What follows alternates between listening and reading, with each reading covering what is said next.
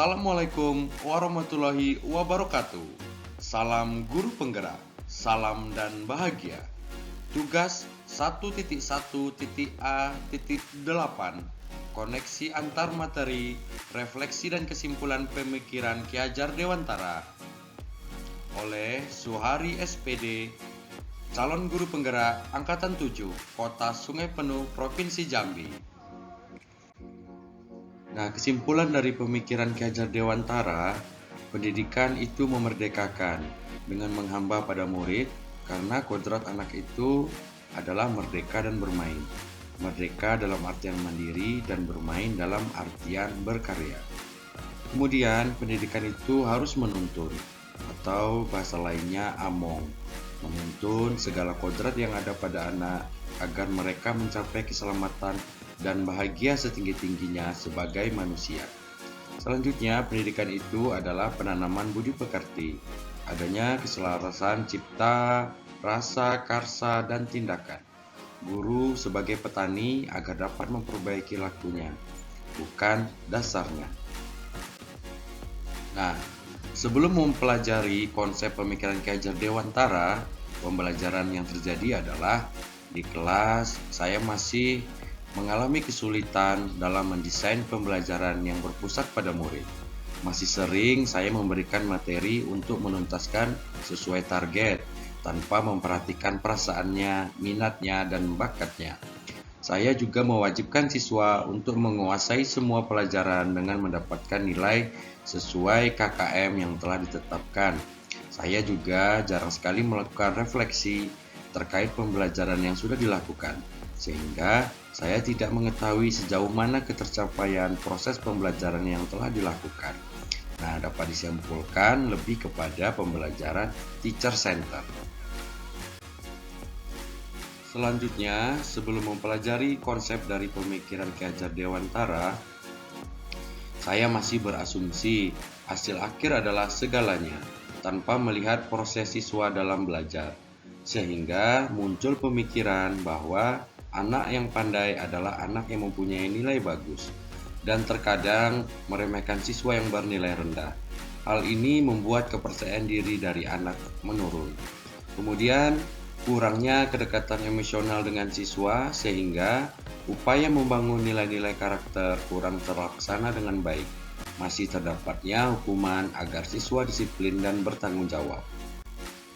Nah, setelah mempelajari modul 1.1 tentang filosofi pendidikan dari Ki Hajar Dewantara, terjadilah perubahan pemikiran dan perilaku. Yang pertama itu terjadi perubahan pemikiran, diantaranya yaitu beri ruang murid sesuai kodrat, yaitu merdeka dan bermain.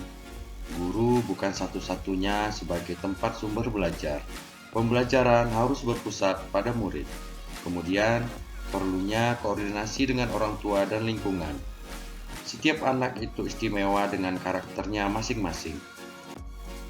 Kemudian, perubahan kedua yang terjadi adalah perubahan secara perilaku, yang meliputi 1. Menuntun pembelajaran yang bermakna dengan menyeimbangkan aspek afektif, kognitif, psikomotor sesuai dengan kodrat anak. Kemudian, memfasilitasi pembelajaran sesuai kebutuhan anak yang sesuai dengan kodrat alam dan kodrat zaman. Yang ketiga, memberi kemerdekaan kepada murid sesuai kreativitas. Yang keempat, menggali bakat, minat, kemampuan, dan keterampilan yang dimiliki oleh anak. Kemudian yang kelima, melakukan komunikasi intensif dan kolaborasi dengan berbagai pihak. Nah, bagaimana penerapan di kelas yang sesuai dengan pemikiran Ki Hajar Dewantara? Yaitu menerapkan sistem among, artinya guru itu menuntun, bukan menuntut. Kemudian selanjutnya merancang pembelajaran bermakna dengan menyeimbangkan aspek afektif, kognitif, dan psikomotor yang sesuai dengan kodrat anak. Selanjutnya, menerapkan pembelajaran berbasis kearifan lokal. Kemudian, menerapkan merdeka belajar dengan membangun komunikasi dan kesepakatan.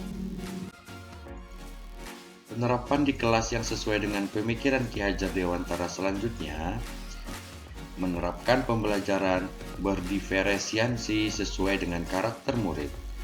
Kemudian melatih kecakapan abad 21. Yang terakhir, menginternalisasi nilai-nilai karakter atau budi pekerti dan sosio-kultural. Nah, dari penjelasan di atas tadi dapat kita tarik beberapa kesimpulan. Seorang pendidik itu harus menuntun, bukan menuntut. Kemudian, seorang pendidik harus mampu memfasilitasi murid dengan sepenuh hati. Seorang pendidik juga harus mampu menyeimbangkan cipta, rasa, karsa, dan pekerti. Dan terakhir, jadilah pembelajaran dan pembelajaran yang merdeka.